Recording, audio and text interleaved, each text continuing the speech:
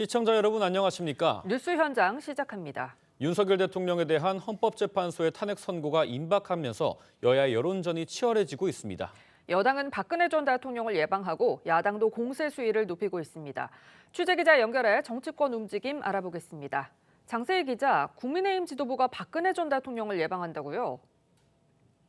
네, 윤석열 대통령 탄핵 심판 선고를 앞두고 국민의힘 지도부는 오늘 오후 박근혜 전 대통령을 예방합니다. 권영세 비상대책위원회 출범 이후 당 지도부가 박 전 대통령을 만나는 건 이번이 처음입니다. 권 비대위원장과 권성동 원내대표, 김상훈 정책위의장이 박 전 대통령 사절을 찾고 탄핵 정국에 대한 조언을 구할 걸로 보입니다. 의원들의 개별 일정도 있습니다. 윤상현 의원은 서초동을 찾아 윤 대통령 석방촉구 당회 집회에 참석합니다. 박수영 의원은 이틀째 진보 성향의 마은혁 헌법재판관 후보자 임명에 반대하며 무기한 단식 농성을 이어가고 있습니다. 네, 장 기자, 민주당은 기자간담회를 열었던데 이건 어떤 내용입니까? 민주당 김윤덕 사무총장은 오늘 오전 기자간담회를 열고 윤석열 대통령에 대한 탄핵 심판 선고가 속히 이뤄져야 한다고 주장했습니다. 김 사무총장은 국정 혼란을 수습하기 위해 하루빨리 탄핵 심판이 있어야 한다고 강조했습니다. 국민의힘을 향해선 명태균 특검을 찬성하라고 주장했습니다. 민주당은 최근 불발된 국정협의체 책임론 지적에 대해선 국정안정 최우선 과제는 내란 세력을 척결하는 것이라면서 내일 국무회의에서 최대행의 결정을 지켜본 뒤 대응 방안을 마련할 계획이라고 했습니다. 오늘 별도의 공식 일정이 없는 이재명 대표는 국민의힘을 향한 공세 메시지를 SNS에 올렸습니다. 국민의힘이 극우 파시즘 정당이라며 지금은 윤 대통령을 옹호하지만 조만간 윤 대통령과 절연, 배신에 나서며 말을 바꿀 거라고 꼬집었습니다. 지금까지 정치부에서 전해드렸습니다.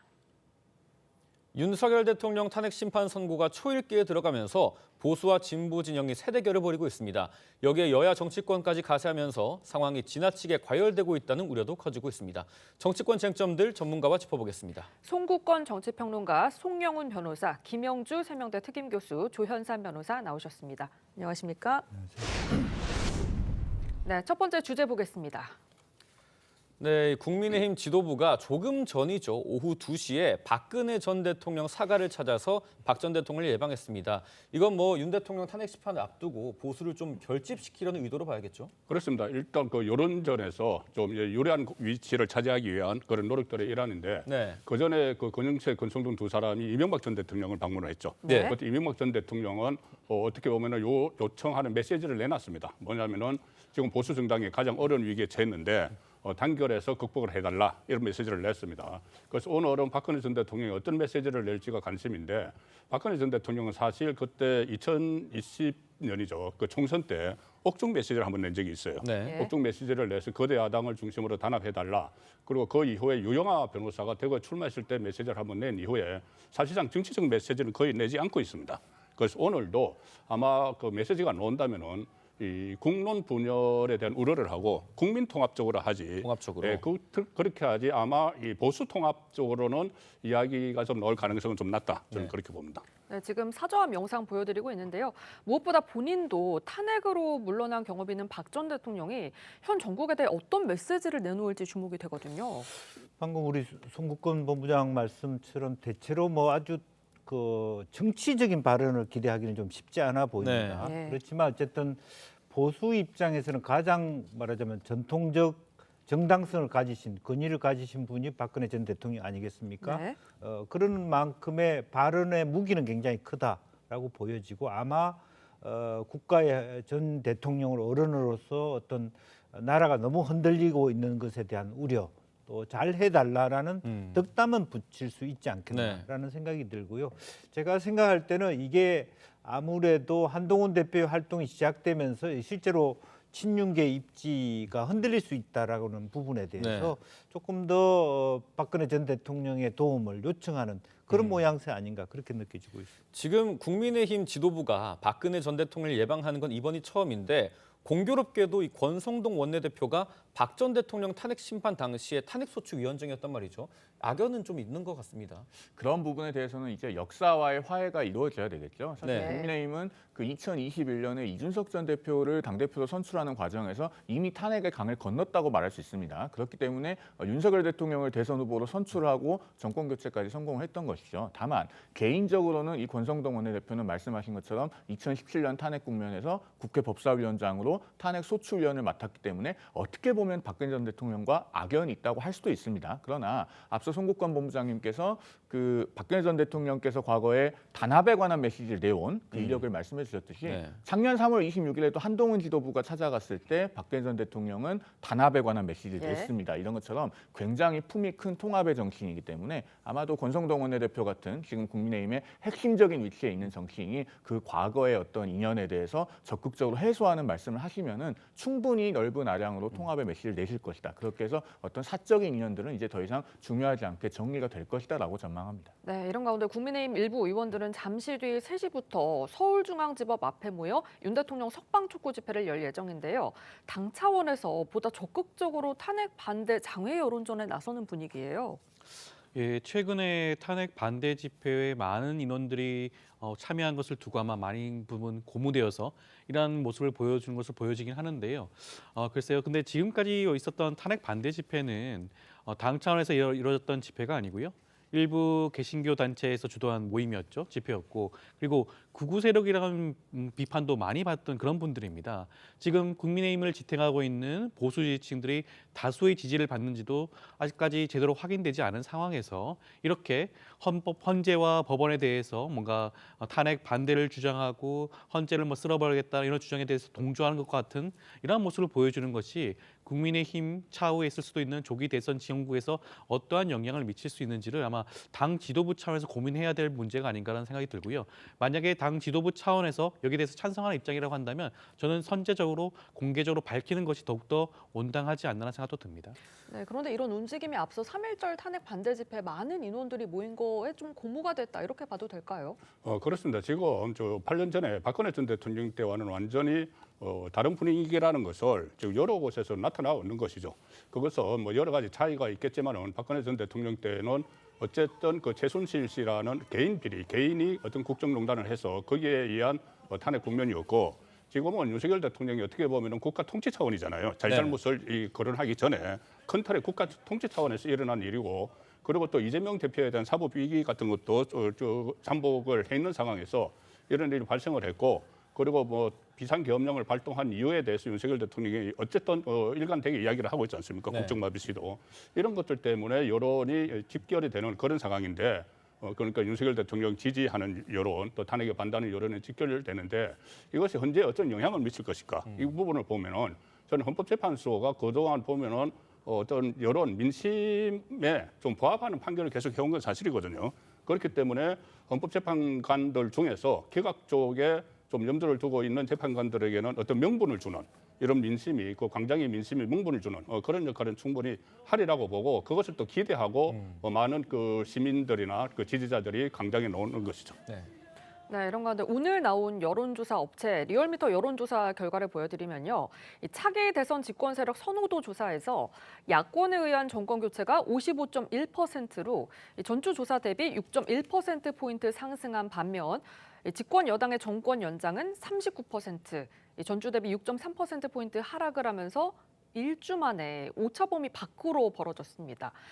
이 탄핵 반대 장외 여론전 효과가 중도층까지 확산되기엔 다소 제한적이라는 분석도 나오고 있어요. 어떻게 보십니까? 말씀하신 부분에 일리가 있다고 생각이 됩니다. 사실 집회에 나오시는 분들이라고 해서 선거에서 투표권이 2장이고 그렇지 않은 분들은 투표권이 1장이고 그런 것은 아니지 않겠습니까? 그리고 지금 중도층 여론에서 가장 중요하게 생각하고 있는 것은 결국은 계엄에 대한 평가라고 말할 수 있습니다. 왜냐하면은 지난 2월 17일에 그 권영세 비상대책위원장께서 그 계엄에 관해서 얘기를 하면서 계엄 표결 상황이 다시 오더라도 나는 거기에 대해서 표결에 참여하지는 않겠다는 취지의 말씀이 있었습니다. 보통 이런 종류의 그 발언이나 어떤 사건이 있으면은 이것은 이제 여론조사에 다소간의 시차를 두고 반영됩니다. 우리가 조금 전에 본 리얼미터 조사가 26일부터 28일까지 조사한 것 아니겠습니까? 네. 그러면은 그 발언에 영향이 있었다고 볼 수밖에 없어요. 자, 국민의힘은 앞으로 어떻게든 전국의 중심에 다시 다가가고 민심의 중앙값에 가까이 가려면 탄핵을 찬성하는 보수와 탄핵을 반대하는 보수가 하나로 아우러질 수 있어야 됩니다. 그것의 가장 큰 큰 기본적인 접점은 계엄에 대한 평가거든요. 탄핵을 반대하시는 분들도 계엄이 잘했다고 하진 않습니다. 그러면은 그 부분에 대해서 정확한 평가를 당 차원에서 다시 내린 다음에 민심의 중앙값을 회복하려는 그런 노력들을 기울여야 중도 그리고 무당층의 마음에 다시 가까이 다가갈 수 있을 것이다. 이런 부분을 좀 당에 대한 고언의 하나로서 말씀을 드리고 싶습니다. 네. 지금 민주당에서 최근에 이재명 대표가 그랬죠. 중도 보수로의 외연 확장에 대해서 말씀을 하셨습니다. 그 연장선에서 살펴볼 수 있을 것 같은데요. 지금 보수가 중도와 보수가 기대하는 모습을 과연 지금 국민의힘과 국민의힘 지도부가 보여주고 있는가라는 부분을 한번 짚어봐야 되지 않을까 생각이 듭니다. 지금 탄핵 반대 집회에 다수의 인원들이 나왔다고 해서 이것이 바로 탄핵을 반대하는 중도와 보수의 여론이라고 할 수는 없거든요. 그 부분에 대해서 자칫 잘못 평가하고 이해하여 극우로 평가받는 그런 분들에 대한 입장을 오히려 국민의힘 지도부가 이해하고 옹호한다는 그런 측면을 계속 보여준다면 지금과 같은 여론조사가 계속될 수밖에 없다라고 보여지고요. 저는 더하여 최근에 조만간에 있을 수밖에 없는 이제 대통령에 대한 탄핵 결정에 대해서 아마 파면 결정이 나오게 된다고 한다면 이 중도층과 보수층의 여론이 급격하게 요동칠 수가 있다. 그 전에 극우 세력과의 그런 단절하는 모습을 보여주는 것이 국민의힘 지도부가 결정해야 될 몫이 아닌가 생각됩니다. 네, 말씀하신 것처럼 탄핵 반대 찬성 집회 참석 인원을 여론으로 곧바로 환산할 수 없다고 해도 경찰의 비공식 추산으로 따져보면 찬성 집회 참석자가 2만여 명, 반대 집회 참석자는 약 12만 명 정도입니다. 6분의 1 수준인데 그러면 민주당에서 인원 동원력에서 밀린 건 사실이라서 어느 정도 좀 경계를 할 수는 있을 것 같아요. 그렇습니다. 이제 그것은 이제 대세라기보다는 적극성인 거죠. 그러니까 대통령 탄핵이 돼서는 안 된다는 분들이 매우 적극적으로 가담하고 있다. 네. 그것을 다 극우 세력이라고 할 수도 없고 다 조직화되어 있다고 말할 수도 없습니다. 우리 동네에서도 이렇게 나가시는 분들을 보면 일반 대중들이 많이 나가신다라고 볼 수 있습니다. 그 원인은 뭐 첫 번째로 어쨌든 우파 진영에서의 어떤 조직의 적극성이 하나 있을 수 있고 두 번째는 지난번 박근혜 전 대통령 탄핵 때에 실제로 많은 일반인들이 중도가 참여했지만 네. 문재인 정부가 그 참여에 대한 열기와 방향을 제대로 읽지 못했다라고 하는 실망감이 분명히 반영되고 있습니다. 네. 이제 그렇기 때문에 중도가 지금 현재에 그 적극적 가담하고 있지 않고 또 하나는 이재명 대표에 대한 비호감도가 있는 겁니다. 예. 이제 그렇기 때문에 그것이 결과적으로 거의 뭐 6대1 정도의 어떤 그 수적 열세를 분명히 안고 있습니다. 이제 그럼에도 불구하고 이제 우리 송영은 변호사가 얘기한 것처럼 오판하지 말아야 될 것이 진짜 대중들은 사실은 그 장에 나가지 않고 관망하고 있다. 네. 그것이 바로 이제 중도에 대한 정권 연장 교체에 대한 여론이 이런 식의 차이가 난다. 이렇게 네. 봐야 되고 아직까지 실제적으로 중도의 표심을 누가 갔다고 말하기는 어렵지 않겠냐 그렇게 보여집니다. 네, 그런데 이번에 또 이재명 대표가 집회 참석까지 동력을 했잖아요. 그런데도 이렇게 대중 동원력이 약했던 걸 두고 야권 일각에서는 이 대표에 대한 절대적 지지가 높지 않다는 방증 아니냐 이런 지적도 있습니다. 이번 탄핵 반대 집회에 민주당 소속 의원들이 130여 명 넘게 참여를 했죠. 네. 그렇다고 한다면 당 내에서 이재명 대표에 대한 지지는 여전히 공고하다고 볼 수도 있는 것이고요. 물론 다소 집회 참여 인원이 좀 적었다고 지적을 하는 부분도 있긴 하지만 저는 그것이 그 이재명 대표에 대한 그런 일종의 사법 리스크라든가 여러 가지 한계성이 아니라 지금 탄핵을 지지하는 많은 국민들 입장에서는 이미 윤석열 대통령에 대한 재판이 상당 부분 진행되고 있고 특히 탄핵 심판의 경우에는 변론이 이미 종결된 사안입니다. 선고만 남겨두고 있는 상황이기 때문에 이미 많은 법적인 절차와 진행이 상당 부분 앞서가고 있다. 그렇기 때문에 더 이상 지금 많은 참여 인원을 끌어들이는 그런 원동력이 좀 약해질 수밖에 없는 상황이기도 합니다. 예. 그에 반해서 어떻게 보면 탄핵이 인용될 가능성이 높아지고 있는 상황에서 탄핵을 반대하는 집회는 그에 반해서 많은 의원들이 동원될 수밖에 없는 그런 사정도 있겠죠. 그렇기 때문에 단순히 숫자만 두고 이 양쪽 진영을 평가하기는 좀 이른 감이 있지 않나 생각이 듭니다. 네, 이 3.1절 집회에 여야 의원들도 대거 참석해서 연단에 올랐습니다. 그런데 양쪽 모두 지나칠 정도의 강성 발언들을 쏟아낸 게 논란의 중심에 섰습니다. 먼저 탄핵 반대 집회에서는 진보 성향 헌법재판관들을 콕 집어서 처단하자 이런 내용의 김용현 전 국방부 장관 옥중 편지가 공개됐는데 국민의힘 안에서 여기에 동조하는 발언이 나왔습니다. 직접 들어보시죠. 장관이 적어주신 구호를 제가 읽고 외치겠습니다. 함께 따라해 주십시오. 불법 탄핵 재판을 주도한 문영대 이미선이 정재선이를 즉각 처단하자! 처단하자! 공수처 선관위 헌법재판소 불법과 파행을 자행하고 있습니다. 이 모두 되려 부셔야 됩니다. 처부수자! 네, 민주당은 여당이 극우 정당을 자처했다 이렇게 비판을 했고요. 서천호 의원을 제명해야 한다고 이 윤리위에 제소한다고 밝혔습니다. 국민의힘에서는 국민을 극우로 매도하냐, 민주당은 극우몰이를 멈춰라 이렇게 반박을 하고 나섰는데 집회에서 나온 이런 발언들 좀 어떻게 보십니까? 일단 부적절하죠. 네. 그런데 이것이 윤석열 대통령 탄핵 찬성 집회에서도 뭐 비슷한 발언들은 나오고 있어요. 반대 집회에서도 물론 나오는데 이것이 그 국론이 지금 양쪽으로 갈라지는 가장 그 극명한 그런 사례를 보여주는 것인데, 그런데 저 광장에서 나오는 목소리와 그 제도권 안에서 나오는 목소리를 좀 구분을 해야 돼요. 네. 가령 예를 들어서 제도권 안에서 이런 그 완전히 가령 예를 들어서 정청래 법사위원장 같은 경우에 뭐 윤석열 대통령 사형당할 거다 이런 이야기들이 나올 정도로 양쪽이 극렬하게 지금 그 양분이 되고 있는데, 이게 이 결론이 나고 나면은 이것보다 더 심한 그 상황이 벌어질 수도 있다는 네. 그런 걱정도 듭니다. 그래서 양쪽은 어쨌든 자제를 해야 되는 분위기지만 지금 그러니까 윤석열 대통령 지지하는, 그러니까 탄핵에 반대하는 쪽의 목소리를 제가 말씀을 드려야 되기 때문에, 그렇다면 왜 저런 목소리까지 나오느냐? 헌법재판소가 그동안 이 어떤 졸속 심리 같은 그런 그 의혹을 받았고, 또 윤석열 대통령의 발언권을 제한을 한다든지, 아니면은 박근혜 전 대통령도 17차까지 변론을 했는데 11차에서 마무리하려고 하는 이런 부분들에 대한 헌재에 대한 불신이 저 발언 안에 들어있다고 봐야 되죠. 물론 저 발언은 부적절하지만은 그런 이 양쪽의 극단적인 대치를 야기하는 쪽 중에서는 헌법재판소도 들어가 있다. 그 부분을 좀 짚어야 될 것 같습니다. 네. 이런 가운데 민주당에서는 내란이 계속됐다면 나는 연평도 바닷속 꽃게밥이 됐을 거다라고 한 이재명 대표 발언이 논란이 되고 있는데요. 이 대표의 꽃게밥 발언, 이번이 처음이 아니었습니다. 지난달 친명계 성향 유튜브 방송에서도 같은 주장을 내놨었는데요. 들어보겠습니다. 제가 아마도 12월 3일 내란의 밤이 계속됐더라면 연평도 가는 그 깊은 바닷속 어딘가쯤에서 꽃게밥이 아마 되고 있었을 것 같습니다. 이번에 자칫 잘못하면은 저기 백령도 앞바다에 꽃게밥 될 뻔했는데 뭐 안 한 것만은 어디입니까? 네, 이재명 대표의 꽃게밥 발언에 대한 여야의 공방 상당합니다. 오늘 라디오 인터뷰를 통해서 나온 김근식 국민의힘 전 비전전략실장과 박원석 전 정의당 의원 목소리까지 한번 이어서 들어보시죠.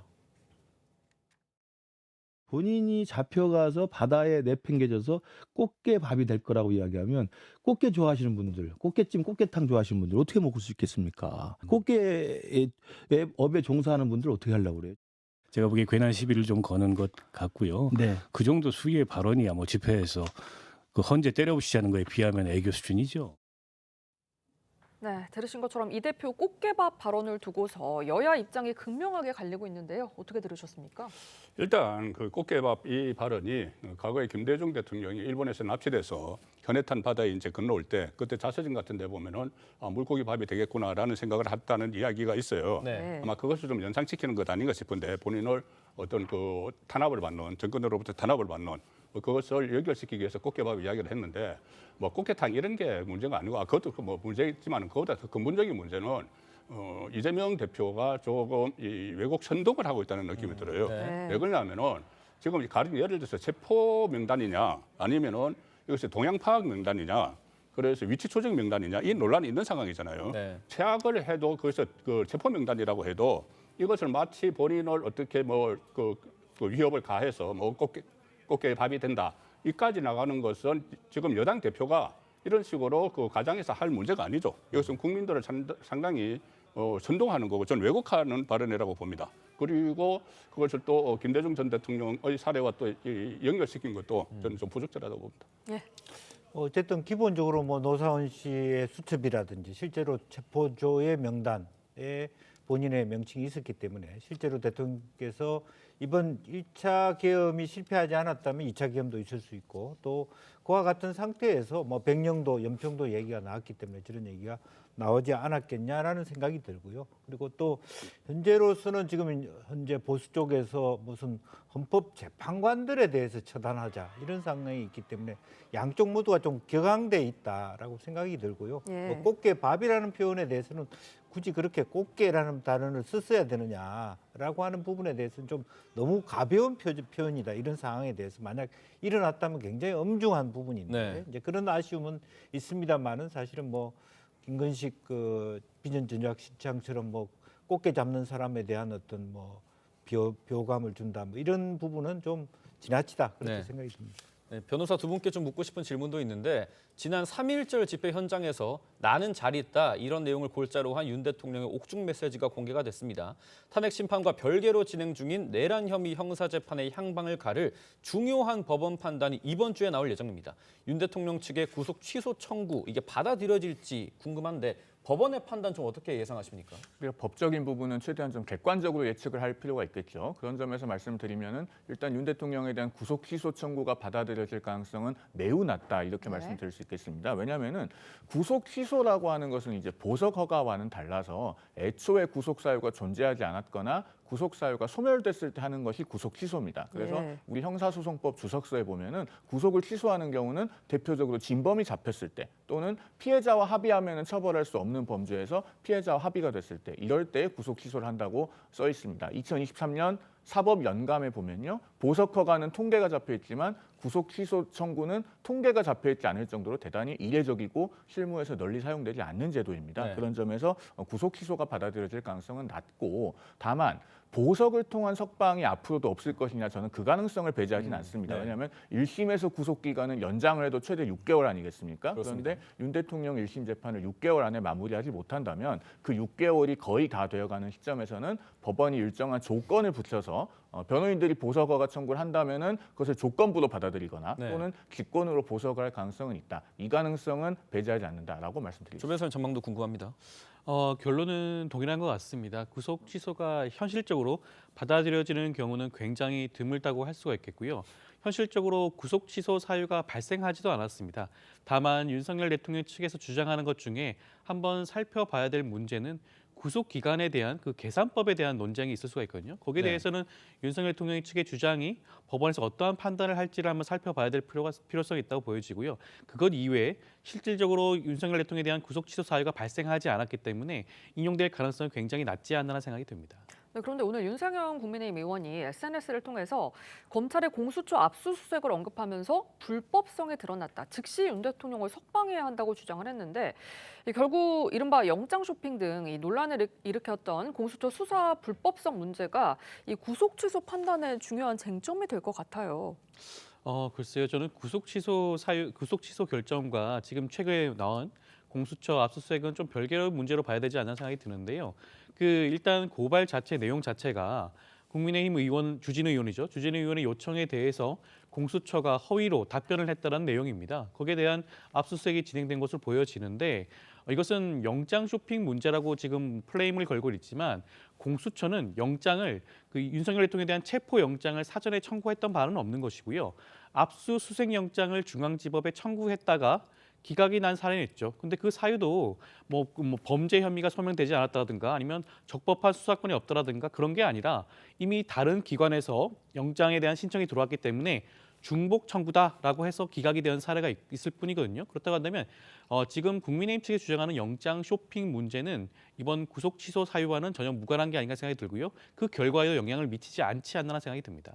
변호사님은 어떻게 보십니까? 그런데 이 부분에 대해서는요. 우리가 윤 대통령에 대한 재판뿐만 아니라 좀 더 넓은 시야에서 제도적인 부분을 살펴볼 필요가 있습니다. 그러니까 한마디로 요약해서 말씀드리면은 공수처가 과연 계속 존립할 수 있을 정도로 수사할 수 있는 역량이 있는 기관인가 이 부분을 심각하게 봐야 된다는 것이죠. 이런 윤 대통령 수사와 같은 엄중한 사건에서 국회에 답변을 하면서 영장을 그동안 어떻게 청구했는지에 대해서 사실대로 답을 하지 않았습니다. 그리고 사실은 중앙지법에 청구해도 구속영장이나 체포영장을 받을 수 있는 사안이었음에도 불구하고 굳이 서부지법에 영장 청구를 해서 논란을 자초했습니다. 그리고 검찰로부터 무리하게 사건을 이첩받아서 체포영장을 집행할 때까지 약 한 달 동안 우리 사회에서 엄청난 논란이 초래된 것도 공수처의 무능과 역량 부족에서 비롯된 것 아니겠습니까? 이런 부분을 우리가 결코 간과해서는 안 되고 이 탄핵 심판이나 혹은 비상계엄 관련된 재판만으로 대한민국 사회가 끝나는 것이 아니기 때문에 이 제도적인 문제점은 앞으로 반드시 짚고 넘어가고 사실 공수처는 폐지를 통해서 이 문제의 논란을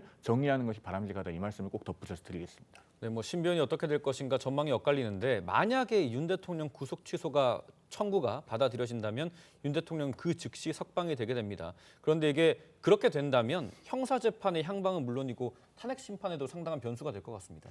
일단 구속 취소를 받아들이면 이유가 어떤 이유인지 그게 중요하겠죠. 네. 지금 크게 보면 두 가지로 구속 취소가 돼야 된다고 윤석열 대통령 쪽은 주장을 하고 있죠. 하나는 이게 어떤 뭐 기술적인 문제입니다. 그러니까는 구속 기간을 어겼다. 구속 기간을 도과를 했다. 그러니까는 그 시간 단위로 계산하면은 넘어버렸다. 네. 검찰은 날짜 단위로 하니까 넘지 않았다 이거잖아요. 만약 그것 때문에 이 구속 취소가 되면은 거기 현재까지 직접 영향을 미치지 않겠지만은 구속 취소를 요구하는 것 중에 공수처에서 내란죄 수사권이 없다는 부분이 있어요.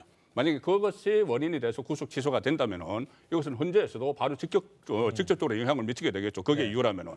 그런데 저는 이게 상당히 그 구속 취소를 왜 윤석열 대통령 쪽이 보석을 신청을 안 하고 구속 취소를 신청을 했느냐 하면은 이 보석은 일단 구속 자체를 인정을 하는 거잖아요. 네. 근데 구속 취소는 아예 구속의 요건이 되지 않는다고 구속 자체를 부정을 하는 거예요. 그렇죠. 그렇기 때문에 지기현 지금 재판장도 보통 이것을 구속 취소를 신청을 하면 한 일주일 후에 그냥 기각을 해버리는 게 보통인데 네. 심의를 한다고 해서 2주일 시간을 끌었습니다. 2주일 시간을 끌었고 그 심의를 하고 나서도 다시 양쪽에 열흘간의 기간을 주면서 말일까지 그 2월 말까지 그 추가적인 사유서를 내라고 했어요. 네. 그 윤석열 대통령 쪽에서 2건을 냈고 검찰에서 1건을 냈기 때문에 이렇게 바로 기각을 하지 않고 신중하게 살펴본다는 것은 저는 구속 취소 그 가능성도 전혀 배제할 수 없다고 봅니다. 예.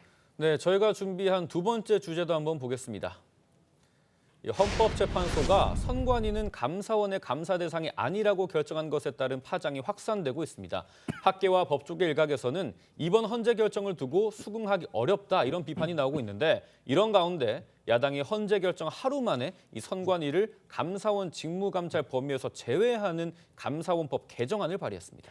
네, 여권에서는 민주당이 법을 바꿔서 감사원 감찰을 못하게 하도록 선관위 방탄에 나섰다 이런 지적이 나오거든요. 글쎄 제가 보더라도 조금 이제 아쉬운 지점이 우선은 사실은 이건 근본적으로 보면 헌법 개정사항이 될 수 네. 있어요. 사실은. 예. 그래 그런 부분은 이제 헌재가 헌법상 그 독립기관이라고 봤기 때문에 그 부분은 맞는데 그렇다고 해서 감사원이 감사한 부분 자체도 아예 없애버린다. 그러면 안 그래도 선관위가 좀 국민적인 질타를 받고 있는데 그것을 옹호해주는 그런 형태가 되기 때문에 사실은 지금으로서는 시간 타임상으로는 민주당의 어떤 그런 개정안 발의가 매우 잘못된 방향으로 갔다고 보여집니다. 헌재의 재판에도 불구하고 감사원법을 개정안을 통해서 일정 정도 인사 채용과 관련된 부분에 있어서는 충분히 어떤 감사할 수 있도록 한다든지 나중에 예. 그걸 뭐 다시 뭐 헌법에 묻는 한이 있더라도 최소한 선관위가 이러한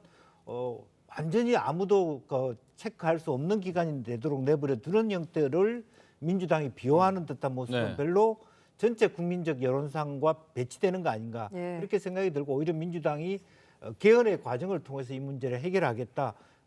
그 선관위도 이와 같은 일들이 재발되지 않도록 하겠다. 이런 발언을 하는 것이 훨씬 더 적절했다. 그렇게 보여집니다. 네, 민주당 입법 취지는 선관위가 독립적인 헌법기관으로 지위를 보장받아야 한다 이건데 감사원 감사를 통해서 선관위가 최근 10년 동안 진행한 291차례 경력직 채용에서 규정 위반이 878건 적발됐다고 합니다. 이런 상황에 선관위에 대한 민주당의 입법 어떻게 해석을 해야 될까요? 사실 민주당의 발상이 대단히 잘못된 것이죠. 말씀하신 것처럼 10년간 878건이나 되는 어마어마한 채용 규정 위반이 발견이 됐습니다. 그리고 이런 과정들을 통해서 선관위 고위층 자제들은 합격을 하고 정말로 공정하게 선관위의 공무원 채용 절차가 진행될 것이라고 믿고 지원한 우리 청년들은 그 기회를 강탈당하고 눈물을 흘렸습니다. 그러면은 10년간 이런 일이 계속 반복된 상태에서 헌재가 감사원은 선관위를 감사할 수 없다 이렇게 판단했다면 정치권은 뭘 해야 되겠습니까? 어떻게 해서든지 선관위를 외부에서 감사하고 감찰하고 감시할 수 있는 제도적 장치를 마련해야 되지 않겠습니까? 그런데 오히려 감사원이 못하게 하는 것을 법으로 공식화하겠다. 이것은 정말 공당으로서 잘못된 태도이고 앞서 김영주 의원님께서 말씀해 주셨습니다마는 이 문제는 개헌을 해서라도 문제를 해결하겠다라는 태도가 올바른 것입니다. 민주당이 어디 가서 개혁이니 진보니 이런 단어를 입에 올릴 자격이 없다. 그렇게 말씀드리겠습니다. 지금까지 감사원과 선관위 간의 갈등과 이런 논란 자체는 입법이 미비했던 부분이기 때문입니다. 이번에 헌재에서 감사원의 그런 직무 감찰에 대해서 부적절성을 지적을 한 마당에 지금 차체 입법을 통해서 이러한 부족한 부분을 보완하는 것은 민주당 입장에서는 당연히 할 수 있는 그러한 절차라는 생각이 들고요. 이러한 절차가 없다고 한다면 추후에도 감사원과 선관위 간의 갈등이 다시 한번 발생할 여지가 있을 수가 있습니다. 그렇기 때문에 이번 기회에 입법안을 통해서 해결하는 것도 저는 하나의 방법이라는 생각이 들고요. 앞서 말씀하신 선관위 차원의 그런 내부 비리 같은 경우에는 추후에 어떠한 입법적인 보완을 통해서 해결할 수 있는 부분입니다. 이번 헌재 결정이 면죄부를 주는 것은 아니거든요. 그렇기 때문에 이번 감사원법 개정안과 추후에 있을 선관위에 대한 외부적인 입법 보완 절차는 별개로 생각하는 것이 맞지 않나라는 생각이 듭니다. 제가 이 부분에 대해서는 좀 짧게 반론을 드리지 않을 수 없는데 그러면은 그 부분에 대해서 민주당의 대안은 뭐냐는 겁니다. 뭐 제도적으로 보완할 수 있다고 하는데 그 보완책이 먼저 제시가 돼야지 공식적으로 감사원이 선관위 감사를 못하게 하는 입법부터 먼저 합니까? 한마디로 말씀드리면 자 지금 이번에 감사원 감사를 통해서 선관위에는 곰팡이가 많이 쓸어 있다는 게 확인이 됐습니다. 그러면은 그 곰팡이가 쓴 곳에 햇빛이 들게 해야지 지금 민주당이 하는 것은 곰팡이가 쓸어 있으니까 그 방에 문을 그냥 닫아놓겠다는 거예요. 그렇게 해서 어떻게 곰팡이를 없앨 수 있는가? 지금 국민들이 민주당을 보면서 묻고 계신다라는 말씀을 드리겠습니다. 네, 관련해서 이제 더불어민주당 대변인이 조금 전에 브리핑을 냈는데 선관위에 대한 감시 견제 장치 마련이 시급하다. 그리고 선관위에서 저질렀던 어떤 비리 등에 대해서도 인정을 하면서 대안이 필요하다라는 지적은 했습니다. 그 부분 저희가 짚어드리고 다음 내용으로 넘어가겠습니다. 네, 이와 관련해 권익위원장을 지내기도 했던 이 민주당 전현희 의원 오늘 한 라디오 방송에서 독립된 헌법기관에 대한 감찰에 대해 새로운 규정이나 시스템이 필요하다고 했는데요. 목소리 듣고 오시죠. 원칙적으로 현재 법 체제에서는 사법기관, 수사기관에서 수사를 하는 것이 맞고 독립된 헌법기관에 대한 감찰은 새로운 어떤 그 규정이나 시스템이 필요한 게 아닌가. 헌법기관들에 대한 제대로 된 감찰을 할 수 없는 이런 부분에 관해서는 좀 입법 보완이 필요하다. 네, 여당에서도 특별감사관 설치나 국정조사 카드를 좀 꺼내 들었는데 여기는 좀 어떻게 보십니까? 일단 민주당이 여기에 대해서 어떤 법적으로 보완이 필요하다고 제 입장이 나왔으면은 국민의힘이 제시한 안이 있지 않습니까? 특별감사관 법안 추진을 하는 거. 지금 헌법을 바꾸지 않으면은 이게 불가능하거든요. 헌법기관이어서 감사를 할 수 없다는 이야기인데 헌법을 개정하기 전에는 다른 특별법이 필요하고 그러면 국민의힘이 특별법을 제안을 했기 때문에 거기에 대해서 좀 적극적으로 응하는 그런 태도를 보여야 되는데 저는 한 가지 좀 제기를 하고 싶은 것은 요즘 보면은 민주당이 헌법재판소나 아니면 공수처나 선관위에 대해서 적극적으로 방어를 하거든요.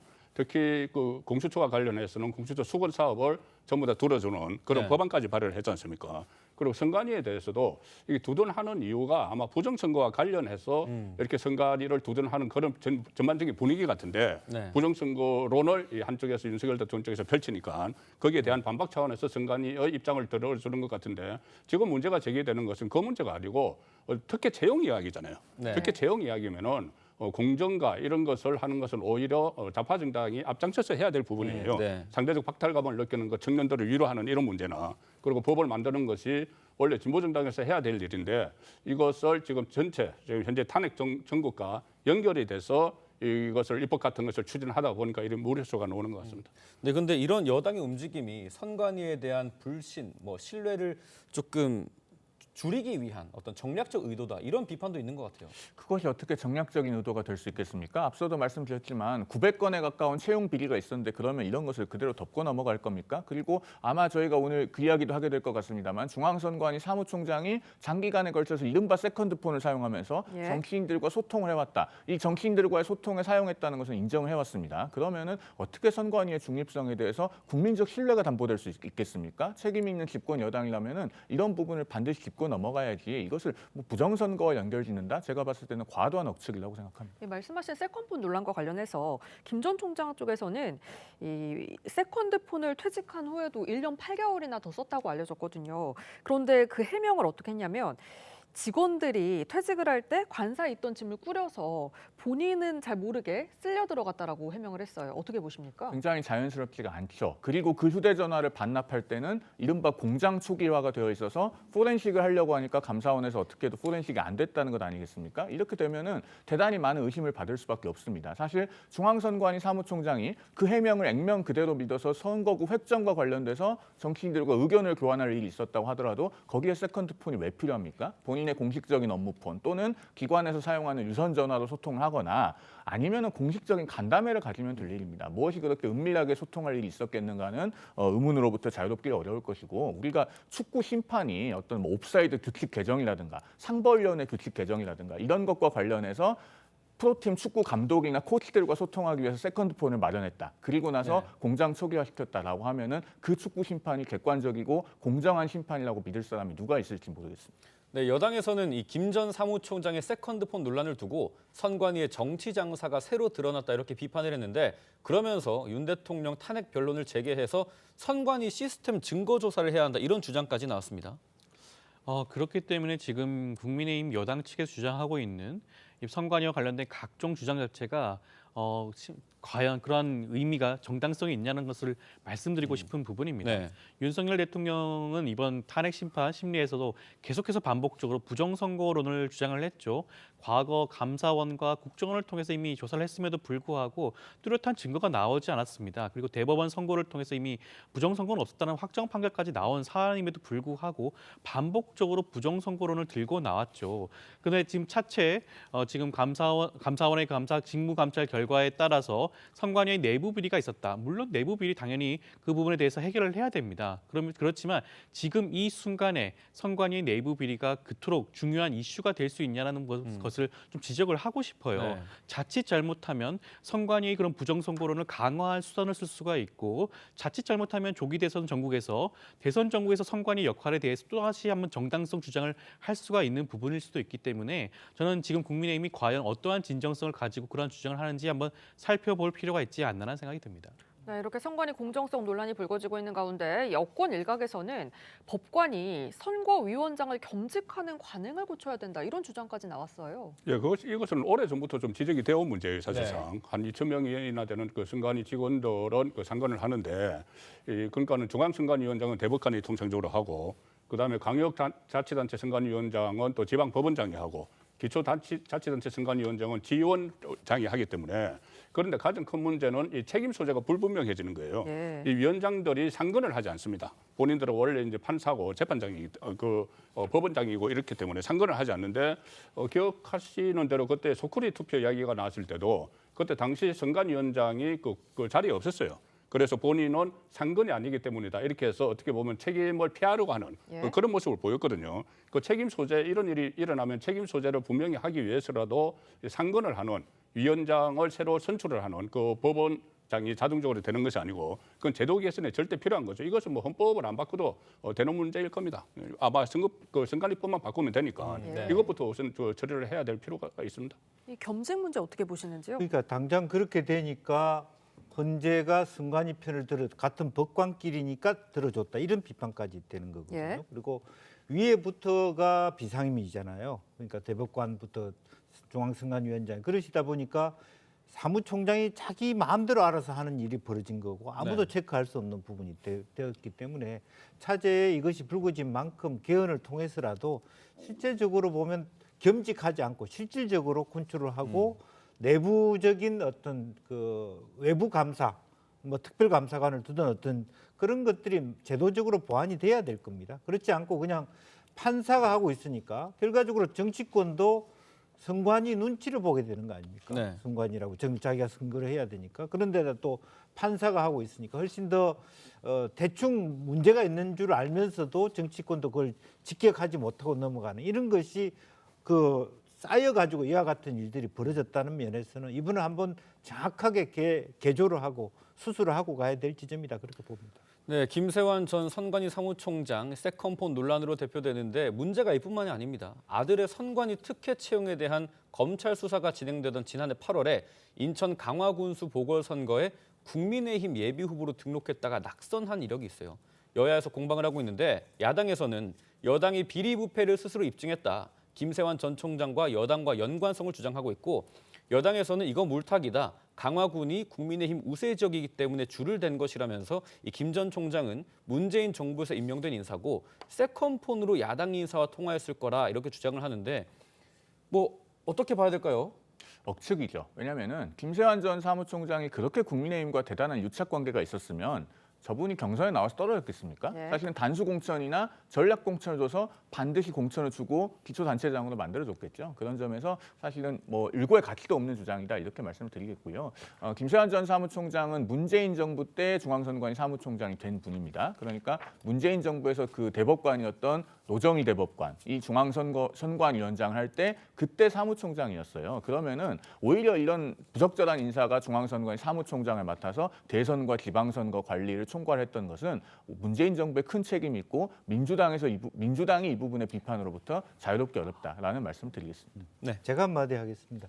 사실은 앞으로 우리 제도적 저 사람이 어떻다는 걸 떠나서 선거 관리하던 분을 어떤 정당이든 후보로 내면 안 돼요. 네. 앞으로. 그러니까 그렇습니다. 최소한 영원히 못 나오게 할 수는 없지만 예. 그 직을 그만둔 후로 뭐 5년 이후에 선거를 나오게 한다든지 그렇지 않으니까 저와 같은 공적이 바로 생기지 않습니까? 실제로 비하폰도 안 내고 바로 직전까지 선거 관리를 하던 분이 예비후보 등록 물론 결과가 좋지는 네. 않았습니다만은 그렇게 되다 보니까 누구든지 국민의힘하고 뭔가 정보를 줘가지고 좋게 빼주고 난 다음에 그렇죠. 네. 자리를 가지려고 하지 않았겠냐. 설령 실패했지만 네네. 이런 부분이 있기 때문에 앞으로 우리는 감사원이나 선관위 관계자가 바로 본인이 그 직을 떠나고 5년이면 5년, 10년 이내 선거에 나오지 않도록 여야 모두가 좀 그런 규범을 가질 필요는 있을 것 같습니다. 그런 우려가 안 나오기 위해 개선책 마련이 필수일 것 같고 여야에서 나온 공방이니까 야당 쪽 발언도 좀 들어보겠습니다. 저는 김세환 총장의 경우에는 결과적으로 봤을 때는 국민의힘에서 경선을 한번 치르지 않았겠습니까? 네. 이미 그 김 총장의 경우에는 비리 혐의로 옷을 벗은 전력이 있는 사람이에요. 예. 그럼에도 불구하고 경선에 참여하겠다. 그리고 심지어 물론 경선을 통과하지 못했지만 그 와중에 전혀 걸러지지 않았다. 저는 그렇기 때문에 민주당 차원에서는 국민의힘이 이러한 부분들을 용인한 데는 어떠한 이유가 있지 않을까라는 네. 것을 지적을 하는 것이고요. 그러한 지적이 저는 뭐 합당한 측면이 분명히 있지 않나라는 생각이 듭니다.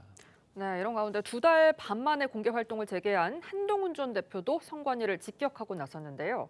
제2연평해전을 소재로 한 연극 관람을 마친 뒤 기자들을 만나 개헌을 통해 감사원의 감사 범위를 선관위까지 넓혀야 한다고 주장했습니다. 한 전 대표 어제 목소리 듣고 오시죠.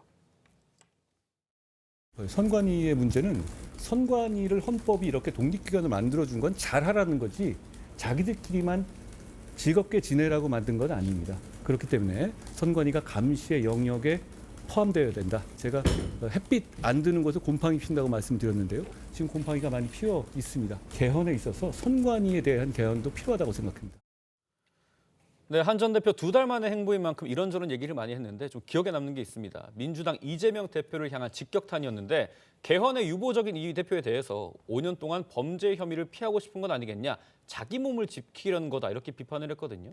한 전 대표가 정치 활동 재개와 동시에 개헌론을 띄우면서 이 대표를 압박하고 있는데 어떻게 좀 보셨습니까? 일단 한동훈 대표가 정치를 재개를 하면서 이재명 대표를 집중적으로 공격을 하고 있죠. 그렇죠. 약한 고리 2개를 지금 이야기를 하고 있습니다. 하나는 사법위기, 재판이 앞두고 온 사법위기로 공격을 하고 또 하나는 개헌론인데 민주당 안에서도 전부 개헌을 이야기하는데 이재명 대표만 개헌에서 부정되거든요. 일종의 개헌에서 소외가 되는 그런 상황이기 때문에 두 가지를 공격을 하면서 일단 정치를 시작을 했습니다. 왜 그러냐면은 지금 그 전에 국민의힘 안에서 여권 안에서 일종의 내부 갈등이 있었기 때문에 그걸 이제 희석시키기 위해서 이재명 대표에 대한 공격에 집중을 하는데 그것은 뭐 그 보수 진영 입장에서는 환영하는 바이지만 과연 지금 이런 정치적 목소리를 낼 때인가 이 부분에 대해서는 또 부정적인 여론도 있어요.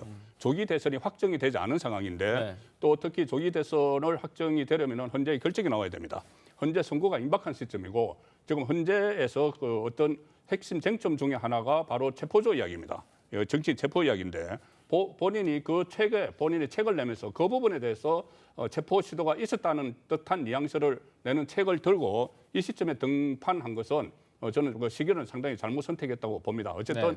이재명 대표에 대한 공격은 우파 그러니까 보수 일부에서 일종의 배신자 프레임이 쓰여지고 있기 때문에 그것을 탈피하려는 시도죠. 네. 뭐 이재명 대표가 개헌에 부정적이라기보다는 뭐 방안을 제시하지 않았다. 뭐 이렇게 봐도 될 것 같아요. 부정적인 건 아니고 네네네. 지금 시점에 맞지 않는다는 이야기죠. 네. 모든 정권이 저 정권 초기에는 개헌에 대해서 부정적입니다. 막상 저 정권을 잡으면 네네네. 왜냐하면 이게 블랙홀이 돼버리기 때문에 그렇죠. 아마 이재명 대표는 그런 차원에서 지금 시기가 아니라는 생각을 하고 있을 거예요. 네. 네, 여기 한 전 대표는 상속세 얘기도 좀 꺼내들었는데요. 민주당의 강력한 반대 때문에 상속세 정상화가 이루어지지 않았다라면서 이재명 대표한테 진심이라면 지금이라도 논의를 하자라고 했어요. 네, 아무래도 이제 상속세에 대해서는 각 당이 접근하는 방식이 좀 다릅니다. 네. 그러니까 기본적으로 보면 전체적으로 국민의힘의 상속세는 기업 상속을 비롯해서 여러 가지 어떤 그 우리 사회의 경제적인 순환을 위한 어떤 대대적인 상속세의 개편이고, 민주당이 보는 것은 중산층도 부부 합산 18억 정도가 말하자면 상속 혜택을 받을 수 있도록, 비과세 혜택을 받을 수 있도록 하는 타겟 형태의 정책이거든요. 이제 접점이 많지는 않습니다만은 그럼에도 불구하고 뭐 한 대표 얘기처럼 이참에 상속세 문제만큼이라도 어느 정도 합의를 볼 수 있는 부분은 보고 넘어가는 것이 좋겠다, 그런 생각을 가집니다. 네, 마은혁 헌법재판관 후보자 임명 여부를 둘러싸고도 이 최상목 대통령 권한대행을 향한 여야 압박 수위가 상당합니다. 국민의힘 박수영 의원은 어제부터 국회에서 임명 반대를 촉구하면서 무기한 단식 농성을 하고 있고요. 민주당도 임명 때까지 국정협의회 보이콧을 선언했습니다.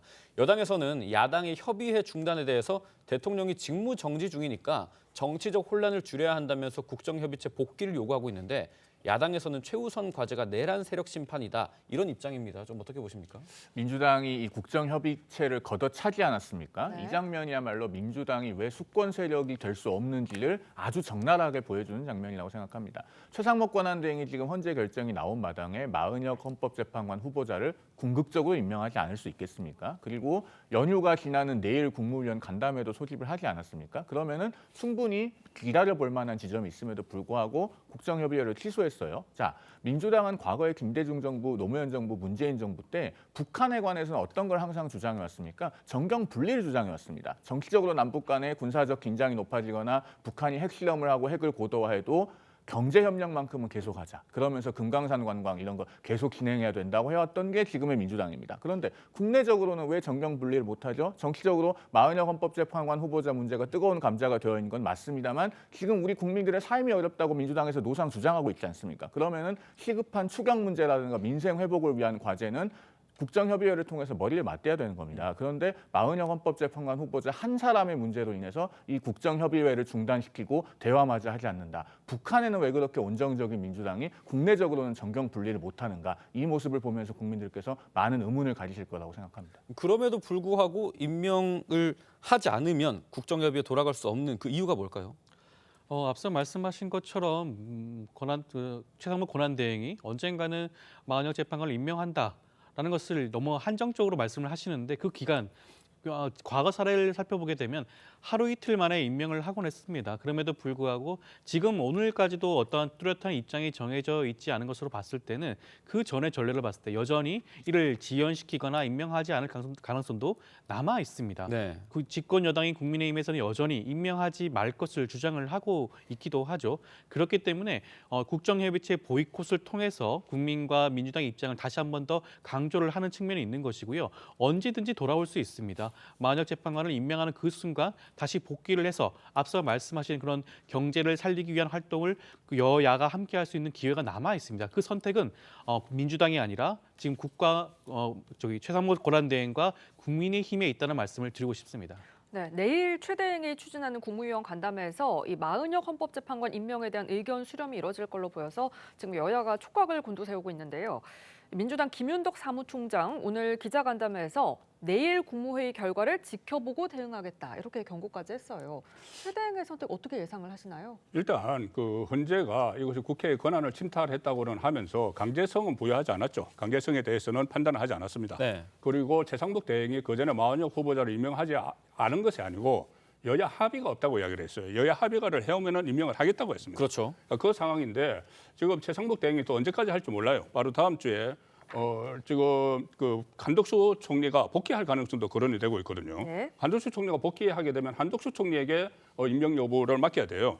그런데 한덕수 총리는 그때 세 사람을 임명하지 않는다고 해서 탄핵이 됐거든요. 탄핵돼서 직무 정지가 됐다고 그것이 또 그 무효가 다시 복귀를 하는데 한덕수 총리가 임명을 할 리는 만무하고 그래서 이 문제는 아마 윤석열 대통령에 대한 선고가 끝난 이후에 매듭 지어질 가능성이 높다고 저는 봅니다. 네, 짧게 의견 좀 주시죠. 글쎄요. 어쨌든 이번 몫은 대통령 몫도 아니었기 때문에 어차피 한덕수 총리나 최 대행이나 반드시 해야 되는 과정이었다. 그리고 그것을 따로따로 남겨놓을 일이 아니었기 때문에 훨씬 더 혼란스러운 일이고 결과적으로 헌재가 그런 결정을 내린 만큼 최 대행도 조속하게 협조를 해줘야 될 부분이다. 그렇게 생각합니다. 네, 지금까지 정치권 쟁점 짚어봤습니다. 말씀 감사합니다.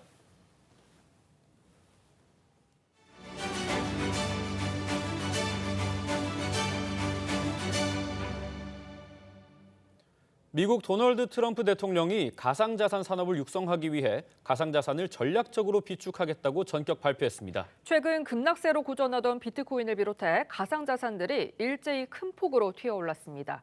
취재기자 연결해 자세한 내용 들어보겠습니다.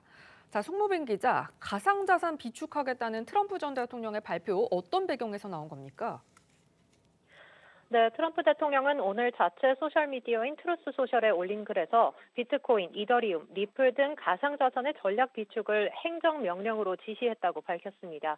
미국 정부가 안보나 경제위기 등 유사시에 대비해 정부 예산으로 사들이거나 범죄자들로부터 압수한 가상자산을 되팔지 않고 보유해 국고에서 일정 수준을 유지하겠다는 뜻입니다. 보통 전통적인 전략적 비축 자산이라고 하면 금이나 석유를 들 수 있습니다.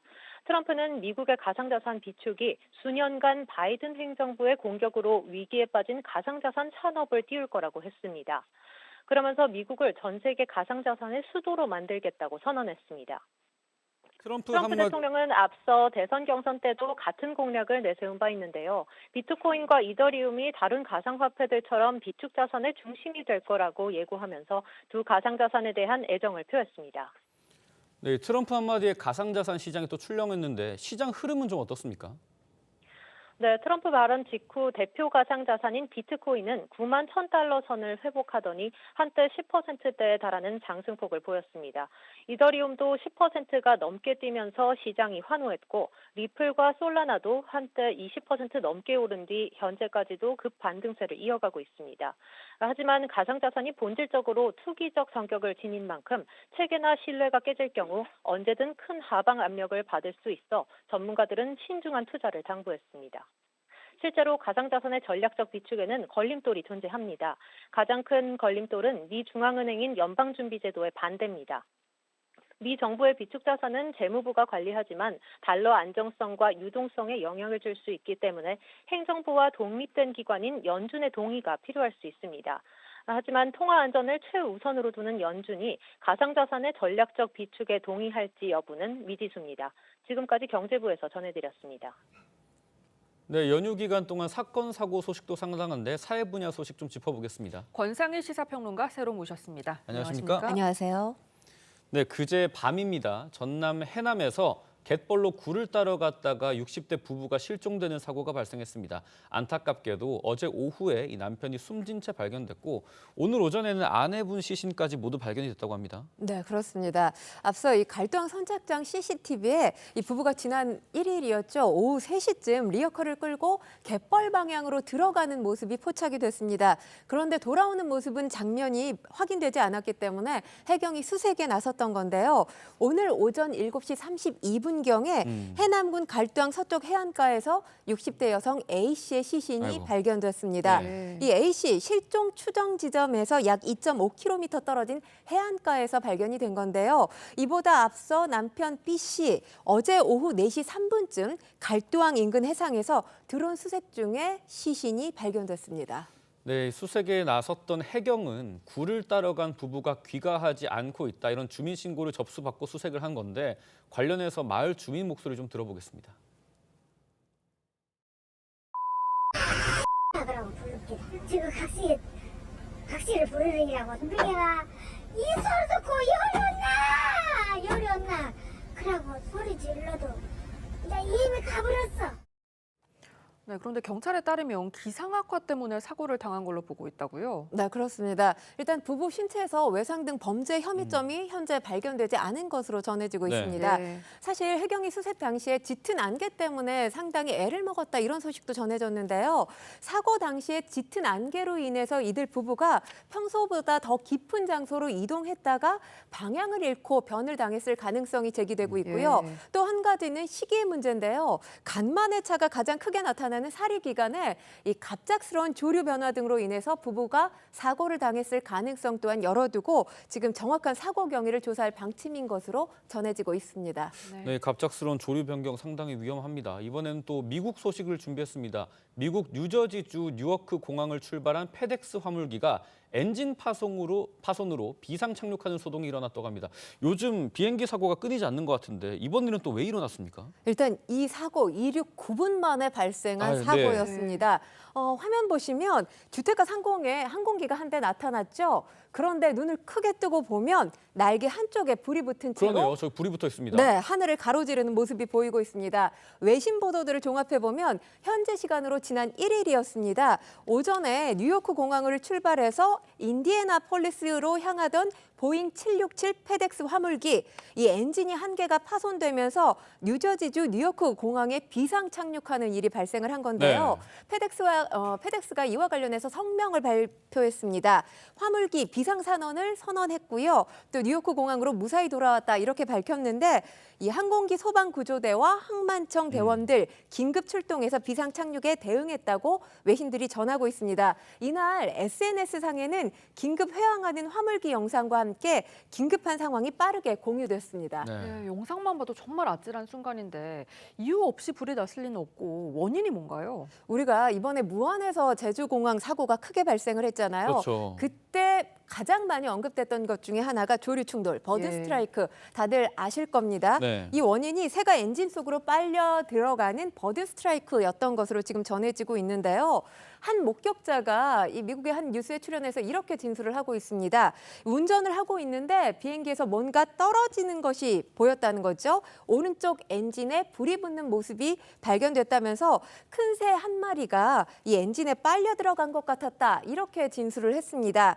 한 보고서를 볼 필요가 있는데 네. 한 보고서에 따르면 미국에서 항공기의 이 조류 충돌 발생 건수 상당합니다. 2023년에만 19,000여 건 이상 발생한 것으로. 19,000여 건이요? 네, 그렇게 전해지고 있는데요. 이걸 하루 평균으로 계산을 해봤더니 하루에 54회가량 발생을 한 겁니다. 네. 이 사고 가운데서 약 3.6%가 항공기 손상으로 이어지고 있는데요. 이런 항공기 사고, 조류 충돌로 인한 항공기 사고가 왜 발생하냐 하면 기후 변화와도 연결이 돼 있습니다. 기후 변화에 따른 영향 때문에 이 철새의 텃새화가 이루어지고 있고요. 네. 또 지금 출몰 시기가 과거와 다르게 빨라지기도 하고 늦어지기도 합니다. 예. 이런 것들로 인해서 이 조류 충돌 사고 매년 증가하고 있는 추세입니다. 우리나라도 예외는 아닙니다. 네, 다행히 화물기에는 3명이 탑승했는데 인명피해는 없다고 합니다. 이 마크 저커버그 메타 CEO가 아내의 40번째 생일을 맞아서 정말 색다른 모습을 선보인 게 또 화제가 되고 있습니다. 아내를 얼만큼 사랑하면 이런 쇼까지 준비를 할까? 네. 예. 뭐 아마 이 영상을 보신 분들 많이 부러우실 텐데요. 네. 영상을 보면 마크 저커버거 턱시도를 입고 있죠. 그런데 누군가가 양쪽 팔, 바지까지 본인 네. 손으로 뜯어냈더니 하늘색의 이 무대 의상이 나타납니다. 이후에 저커버거 이 피아노 위로 올라가서 노래를 부르기도 하고 점프도 하고 허리도 꺾고 또 열정적인 공연을 선보이는데요. 저커버거가 현지 시간으로 지난 1일이었죠. 본인의 SNS에 아내의 생일 파티라고 하면서 본인이 담겨져 있는 영상을 공개한 겁니다. 네. 뭐 이 공연을 본 많은 사람들 환호할 수밖에 없었을 것 같은데요. 이 공연에 참석한 참석자들 환호를 했고요. 이 저커버그의 아내 첸이죠. 배를 안고 앞으로 넘어질 정도로 포복절도했습니다. 뭐 이 포복절도에 얼마나 행복함이 많이 깃들어 있을까라는 그러니까요, 생각이 네. 드는데요. 이날 공연 이 누군가의 모습을 그대로 패러디한 겁니다. 지난달 2일 미국 로스앤젤레스에서 제67회 그래미 어워드가 펼쳐졌는데 이때 벤슨 분이 공연한 장면을 그대로 패러디한 거고요. 저커버그가 입었던 의상, 벤슨 분이 실제로 착용했던 의상이었다고 합니다. 네, 이 영상 공개되니까 뭐 반응도 폭발적이었는데 평소에도 저커버그가 엄청난 사랑꾼이라고요. 그렇죠. 저커버거 뭐 세계 최고의 또 거부 중에 한 사람 그렇죠. 아닙니까? 네. 그런데 이 저커버그에게 따르는 별칭이 있습니다. 아내 바보, 또 사랑꾼이라는 별칭이 있잖아요. 한 예를 들어드리면 아내를 위해서 이런 것까지 개발을 했다고 합니다. 2019년에 이 두 사람 사이에 자녀가 3명이 있는데 이 육아에 지쳐서 잠을 잘 자지 못하는 아내를 위해서 숫자 없이 희미한 조명으로 시간을 나타내는 수면 박스를 직접 개발하기도 했고요. 그리고 지난해 8월에는 아내의 얼굴을 닮은 조각상을 제작해서 이목을 끌기도 했습니다. 네. 이 영상에 아내가 또 댓글을 이렇게 달기도 했어요. 내가 많을수록 더 좋지. 그러면서 사랑 표현을 또 하기도 했습니다. 좀 전에 보셨던 영상 반응이 굉장히 뜨겁습니다. 이 영상이 공개된 지 하루 만에 조회수만 3,900만 회를 넘어섰고요. 또 좋아요 개수 신경 쓰시는 분들 많잖아요. 그렇죠. 좋아요 개수도 90여만 개에 이르는 것으로 알려졌습니다. 이걸 본 네티즌들의 반응도 상당히 재밌는데요. 억만장자도 아내를 위해서 이렇게 열심히 사는데 나를 반성하게 된다. 저커버그 계정이 아니라 패러디 전문 계정인 줄 알았다. 정말 아찔한 무대다. 이렇게 황당하지만 재미있다는 반응들이 줄을 잇고 있습니다. 네, 이렇게 사랑꾼인 마크 저커버그에 이어서 또 다른 거부, 이 트럼프 정부에서 실세로 꼽히는 일론 머스크 테슬라 CEO가 또 한 명의 자녀를 얻었다고 합니다. 뭐 등녀, 등남은 뭐 별다른 일이 아닌데 이번이 14번째 자녀라고요. 네, 그렇게 보입니다. 이 머스크가 최근 몇 년 동안 X와 또 여러 강연 무대를 통해서 세계적인 출산 감소를 걱정하는 발언들을 상당히 많이 해왔잖아요. 그러면서 아이 낳는 것의 중요성을 계속해서 강조해 왔는데 이 관련 출산 소식을 또 전해왔습니다. 14번째 자녀로 소식을 알려준 건데 이 머스크의 뇌신경과학 스타트업 뉴럴링크 임원인 질리스와의 사이에서 태어났고요. 이미 두 사람 사이에서 자녀가 3명이 있습니다. 이번에 언급된 자녀가 이제 4번째 자녀라고 할 수 있는데요. 질리스가 현지 시간으로 지난달 28일에 SNS를 통해서 셀던 라이커거스라는 이름의 아이를 낳았다 이렇게 밝혔습니다. 아이가 매우 건강하다면서 튼튼한 금의 심장을 가진 거대한 기계 같다 이렇게 밝혔습니다. 머스크 또한 해당 게시물에 하트 모양의 이모티콘을 달았거든요. 자신의 아이라는 점을 시인한 것으로 보입니다. 네, 뭐 머스크나 저커버그나 정말 사랑꾼이라고 할 수 있겠네요. 그리고 이 중국에서 사람도 하기 힘든 앞 공중돌기의 무술 동작까지 여러 가지 아크로바틱한 동작을 자유자재로 소화하는 인간형 로봇을 만든 게 또 화제입니다. 그러니까 인간을 뛰어넘는 로봇이 만들어진 게 아닌가 걱정도 되고 또 입이 떡 벌어지는 장면 연출이 되고 있는데요. 제자리에서 번쩍 뛰어올라서 공중제비 도는 모습까지 가능한 로봇이 바로 저 로봇이고요. 또 착지 동작까지 가능해지면서 뭐 저 장면을 본 많은 사람들 탄성이 저절로 나왔다고 합니다. 이 로봇을 만든 중국 선전의 스타트업은 세계 최초다 이렇게 주장을 하고 있는데 그러다 보니까 업계 선두인 경쟁사가 중국의 전통 무술이죠. 쿵푸를 연마한 로봇 영상을 또 공개하기도 했는데요.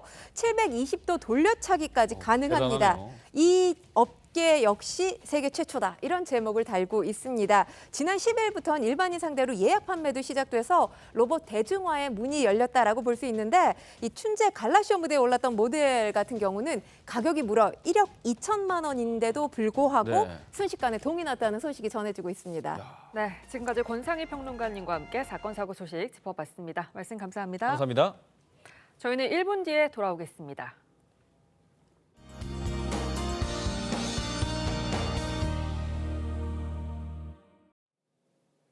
밤사이 머물렀던 강한 눈비구름이 동해상으로 빠져나가면서 현재는 대부분 지역이 소강 상태를 보이고 있습니다.